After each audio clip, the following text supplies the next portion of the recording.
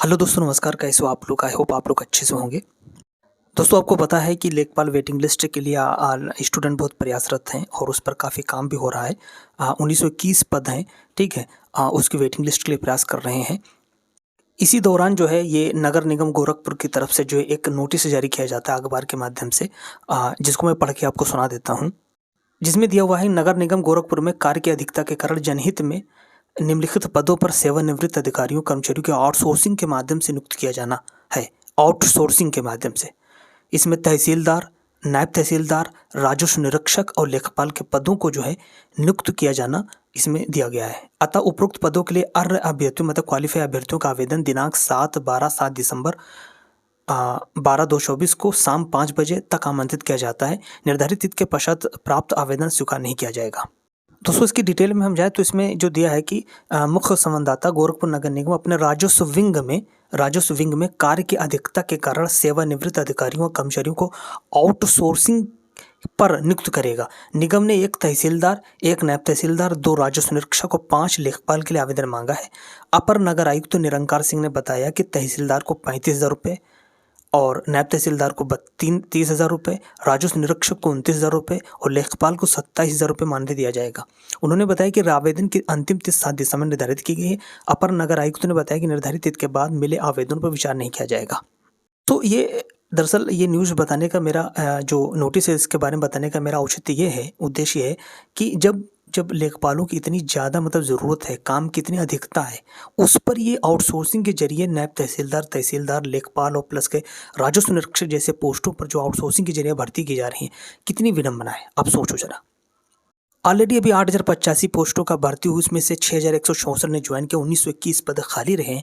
Waiting list को तत्काल जारी करना चाहिए, ठीक, उस पर लेट कर रहे हैं और आउटसोर्सिंग के जरिए गोरखपुर नगर निगम में भर्ती की जा रही है। आप समझ सकते हैं कि मतलब सरकार की प्राथमिकता क्या है, नौकरी देना है या नहीं है। अब आप समझिए। दोस्तों, दूसरी इंपॉर्टेंट खबर है 69,000 शिक्षक भर्ती का मामला। आपको पता है ये आज 20 नवंबर है, आज इसकी सुनवाई है सुप्रीम कोर्ट में और इसमें दिया हुआ है कि 69,000 शिक्षक भर्ती मामले की बुधवार को सुप्रीम कोर्ट में सुनवाई होगी। इससे अभ्यर्थियों को उम्मीद है कि उनके मामले में निर्णय होगा और उन्हें जल्द न्याय मिलेगा। पिछली कई तारीखों पर जो है सुनवाई नहीं हो सकी है, इससे प्रभावित अभ्यर्थी निराश हैं। पहले सुनवाई की प्रस्तावित तिथि जो है 19 नवंबर थी, जो अब बदलकर 20 नवंबर हो गई है। तो आज इसकी सुनवाई है, जो भी अपडेट होती है तो वो दी जाएगी आपको। दोस्तों, आज की तीसरी बहुत इंपॉर्टेंट खबर है, वो है रोडवेज में जो है 7,188 चालकों की संविदा पर होगी भर्ती। मतलब कॉन्ट्रैक्ट पर भर्ती हो रही। इतनी बेरोजगारी में इसमें जो दिया है मैं आपको बता देता हूं कि परिवहन मंत्री दयाशंकर सिंह ने बताया कि विभाग में 7,188 चालकों की संविदा पर भर्ती की जाएगी। इसके लिए विभिन्न निगमों में रोजगार मेले का आयोजन होगा। यह मेला 28 नवंबर से 10 दिसंबर तक चलेगा। उन्होंने बताया कि 28 नवंबर को नोएडा, आगरा और मुरादाबाद, लखनऊ, गोरखपुर में रोजगार मेला लगेगा। इसी तरह कई अन्य जिलों में जो रोजगार मेले के माध्यम से इन्होंने संविदा पर जो है 7,188 चालकों की जो है संविदा पर भर्ती करने का जो है भर्ती की जाएगी। अब समझ लीजिए कि संविदा पर भर्ती की जा रही है जबकि इतनी बेरोजगारी है। इसमें दिया है कि बता दें कि महाकुंभ के मद्देनजर परिवहन बेड़े में 7,000 बसें शामिल होंगी। इसमें चालकों की कमी ना हो इसलिए चालकों की भर्ती की जाएगी। यानी कि चालकों की कमी है तभी ये संविदा पर भर्ती की जा रही है, वो भी संविदा पर। दोस्तों, चौथी इंपॉर्टेंट अपडेट है वो ये है कि जूनियर असिस्टेंट 5512 बहुत सारे स्टूडेंट हमारे जो साथी और हमारे जुड़े हुए हैं मेरे साथ में, तो लगातार पूछ रहे हैं कि जूनियर असिस्टेंट 5512 है जैसे वीपीओ के एग्जाम है, तो ये एग्जाम कब होंगे। दोस्तों, जो इसके चांसेस बन रहे हैं वो ये है, जैसे कि अभी मीटिंग भी हुई आयोग और एजेंसी के बीच में जो मीटिंग हुई थी, एग्जाम कराने का जो फैसला वो ये छोटे एग्जाम पहले किए जाएंगे। छोटे एग्जाम मतलब जिसमें लड़कों की संख्या कम है, ठीक है, उनके एग्जाम पहले होंगे और जो जिनमें लड़कों की एग्जाम संख्या ज़्यादा है वो एग्जाम थोड़ा सा लेट हो सकता है। जैसे कि 5512 में करीब 2 से 2.5 लाख के आसपास स्टूडेंट है, तो इनका एग्जाम जो मान के चलिए कि अब मार्च लास्ट या अप्रैल वगैरह में होने की संभावना है।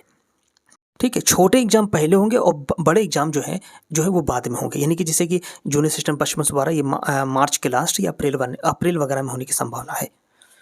एग्जाम है तो चयनित जो एजेंसी है उसने फिलहाल छोटे एग्जाम पहले करने की बात कही है, ठीक है। दोस्तों पीसीएस एग्जाम 2024 के लिए आयोग ने जो है कमर कस ली है। इसने मेडिकल और इंजीनियरिंग कॉलेजों को भी पीसीएस की परीक्षा एज सेंटर बनाने का फैसला किया है। उत्तर प्रदेश लोक सेवा आयोग ने 22 दिसंबर को 2 पालियों में सुबह 9:30 से 11:30 जीएस का और 2:30 से 4:30 जो सीसेट का पेपर प्रस्तावित पीसीएस प्रारंभिक परीक्षा 2024 के केंद्र निर्धारण के लिए सभी जिलाधिकारियों को पत्र भेजकर सहमत प्रपत्र मांगे हैं। इस बार मेडिकल और इंजीनियरिंग कॉलेज, केंद्रीय और राज्य विश्वविद्यालय, उनके संगठक महाविद्यालय भी परीक्षा केंद्र बनाए जाएंगे। आयोग के महासचिव अशोक कुमार की ओर से सभी 75 जनपदों की जिलाधिकारियों को पत्र भेजा गया है। इसका मतलब है कि आयोग पहली बार यूपी के सभी जिलों में पीसीएस प्रारंभिक परीक्षा कराने जा रहा है। अगर कम जनपदों में पर्याप्त परीक्षा केंद्र उपलब्ध हो जाते हैं तो परीक्षा कराने वाले जिलों की संख्या कम हो जाएगी। पीसीएस परीक्षा के लिए 5,76,154 अभ्यर्थियों ने आवेदन किए हैं, जिनके लिए आयोग को 1758 केंद्रों की आवश्यकता है। सचिव की ओर से जारी पत्र में कहा गया है कि मुख्यालय स्तर पर एसटीएफ से फीडबैक लेकर केंद्र की सूची फाइनल की जाएगी। ठीक है, तो आयोग जो है मेडिकल और इंजीनियरिंग कॉलेजों को भी पीसीएस का एज सेंटर बनाया जाएगा। प्लस का निजी विश्वविद्यालय भी जो है कॉलेज केंद्र के और राज्यों के विश्वविद्यालय भी, उनके संगठन महाविद्यालय भी परीक्षा केंद्र होंगे। दोस्तों एक आखिरी जो है अब कटिंग है वो न्यूज है। इसमें जो है बिहार में आपको पता है कि एसएससी एमटीएस का एग्जाम चल रहा है। इसमें बिहार में जो है एक पूर्णिया सेंटर, वहाँ पर एसएससी परीक्षा के हर पाली में जो है 10 फर्जी अभ्यर्थी बैठाए जाते थे और अगर 3 पाली हैं तो करीब 30 अभ्यर्थी फर्जी बैठाकर जो है, अब समझ लीजिए कि सीरियस स्टूडेंट का हक मारा जा रहा है। कितना फर्जीवाड़ा, ये बात का खुलासा हुआ है। इस बात का खुलासा जो है venue commanding officer Aditya Kumar Aman से पूछताछ में उजागर हुआ है। पुलिस के समक्ष दिए गए बयान में आदित्य ने ये भी स्वीकारा कि फर्जीवाड़े की पूरी जानकारी उसे थी और एक फर्जी परीक्षार्थी के बदले उसे 80,000 रुपये मिलते थे। मतलब अधिकारी खुद शामिल है, आप समझ सकते हैं। एसएससी परीक्षा 9 अक्टूबर से चल रही है, ठीक है, और 13 नवंबर को जो है ये फर्जीवाड़ा पकड़ा गया है। इसमें आगे दिया है कि 11 दिनों तक एसएससी की परीक्षा 3 शिफ्टों में हो चुकी थी। 13 नवंबर को कुछ ज़्यादा फर्जी छात्रों के शामिल होने के कारण मामले का भंडाफोड़ हो गया। गिरफ्तार आदित्य ने बताया कि छात्रों के जुगाड़ का काम इस गिरोह के सरगना विवेक और कटिहार के रहने वाले रोशन कुमार मंडल द्वारा किया जाता था। इसके अलावा जिन छात्रों के मैनेज करने की जानकारी गिरोह के सरगना द्वारा दी जाती थी उसे बिना जाँच के ही उनके द्वारा अंदर प्रवेश करा दिया जाता था। दोनों वैसे परीक्षार्थियों को रोल नंबर के अंतिम के 4 अंक मैसेज के माध्यम से भेजते थे। पुलिस को दिए बयान में टीसीएस कर्मी आदित्य ने यह भी उजागर किया कि फर्जीवाड़े के खेल में एसएससी के फ्लाइंग ऑफिसर इजहार आलम भी शामिल थे। इसके एवज में गिरोह के सरगना द्वारा मोटी रकम दी जाती थी। फ्लाइंग ऑफिसर इस फर्जीवाड़े में प्रयागराज स्थित एसएससी कार्यालय को भी मैनेज करते थे। आप समझ सकते हैं कि अधिकारी भी शामिल हैं। दोस्तों सीरियस स्टूडेंट के लिए बहुत दुखद खबर है ये।